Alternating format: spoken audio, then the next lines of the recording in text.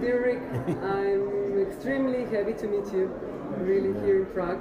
A couple of years ago, the Psychedelic Association of Slovenia was established, and you have got quite a few supporters and following that's great. in Slovenia, so highly respecting your work and your tremendous energy.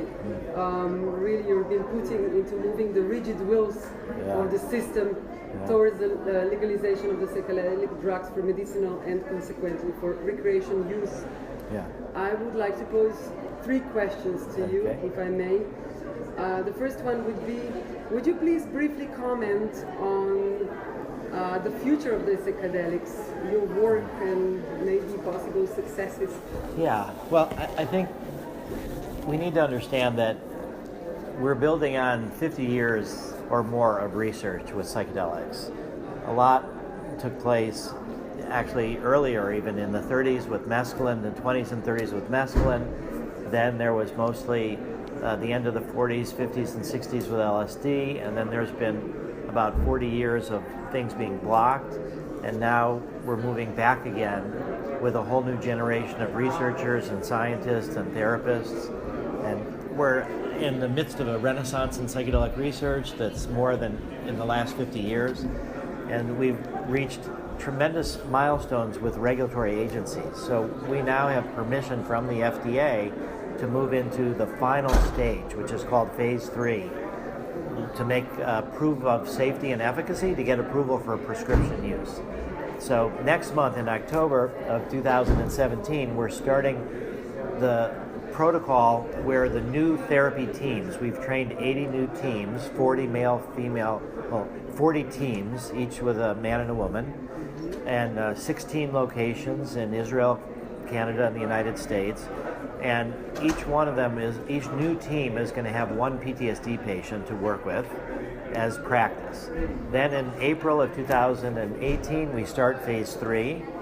And by the end of 2020, we'll have the data, and then we will submit that to the FDA. And we think in 2021, MDMA will be approved as a prescription medicine in the FDA and possibly also in Europe at the same time.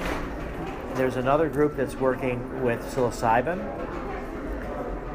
both in the US, different groups, one in Europe, one in the United States. And so we think 2021 psilocybin will be available, initially for depression, but for other indications eventually.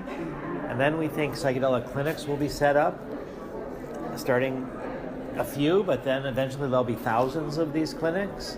And people will have experience with psychedelic psychotherapy all over the world. And then by 2035, we think enough support will be there to end the prohibition on psychedelics. Plus, we think marijuana will be legal in the United States around 2025. So we'll have maybe on a federal level. And so maybe we have a decade of experience with legal marijuana, and then we'll get legal psychedelics. And then people will say that the whole drug war is a terrible, counterproductive, racist, repressive approach, and it should be a public health rather than criminal justice. And I think the work with psychedelics is just one part of this larger struggle for basic human rights and freedom for people to explore their consciousness. Wow, so happy to hear there's hope.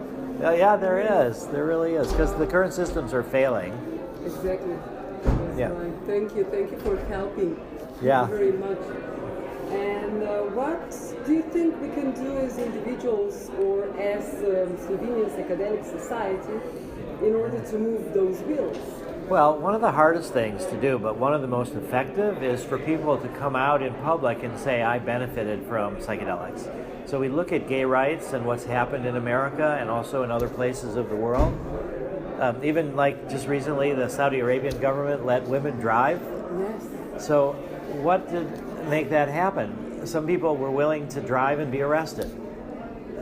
In the gay rights, people were able to come out and say, I'm gay, you respect me because I'm a football player, or I'm a public actor, or but people that had been respected for contributions, but people didn't know they were gay. And then when they come out and say, this is a part of me, I'm not ashamed of it, and then it changes people's attitudes about marginalized populations. So to the extent that there's a safe place, if people in Slovenia could sort of come out to their families, to their friends.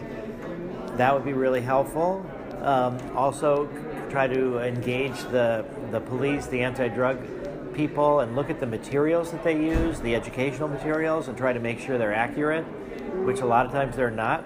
So if you can challenge the accuracy of the anti-drug messages, and then try to see about getting permission for research. And I think we would help you, the other groups would help.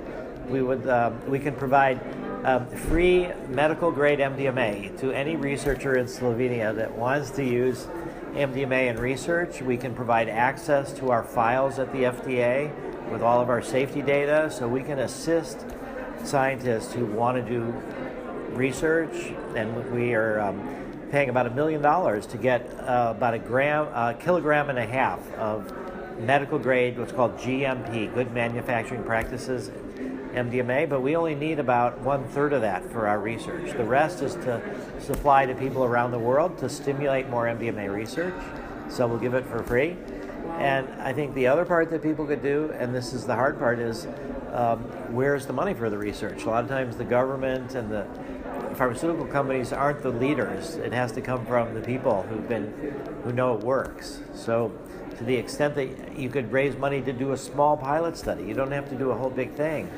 Maybe you just treat 5 people and you get permission, and these are people that maybe they had PTSD and nothing helped, and now you work with them with MDMA. Or they're people who have been fearful of dying, or alcoholics, you give them psilocybin or something like that. I think that would be really helpful. Thank you. That's a good message. And maybe, what would be your message for our members on the recreational usage of psychedelic drugs? Yeah. Well, I think first off I'll say that recreational use gets bad rap, a bad name, but it's about recreation, it's about celebration. So we try to talk about doesn't need to always be medicine or religion. You know, you can use these drugs to celebrate, but I think the big problem with recreational celebratory use is if people take it only to have a good time, and when difficult material comes up, they look the other way or they try to suppress it, and that's very, very dangerous because people can end up feeling worse off. And so I think to be open to the full range of emotions, not just using it for fun.